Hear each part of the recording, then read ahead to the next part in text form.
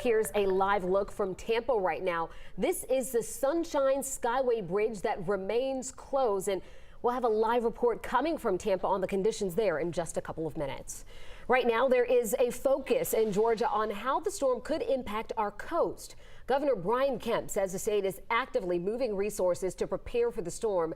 Tonight, he is warning people in the southern part of our state and along the coast to be on alert as the storm approaches.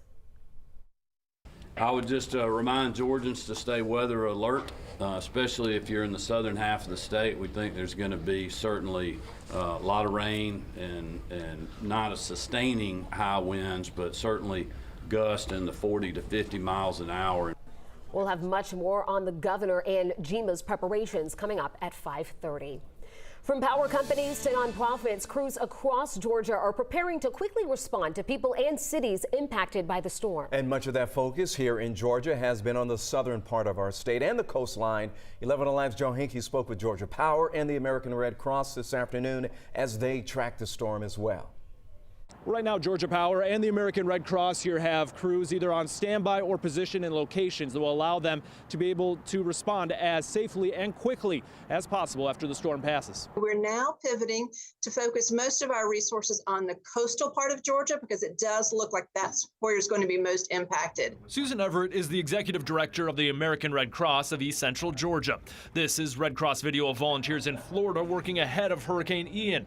Everett says here in Georgia, around 50 volunteers are heading toward the coast with more on standby. Everybody will be in place by 8 o'clock tonight, and then we'll see what happens with the storm, where it lands, and we have backflow of people that we can send into wherever that's needed as well. Everett says crews have supply trailers staged already in key spots to open shelters post-storm.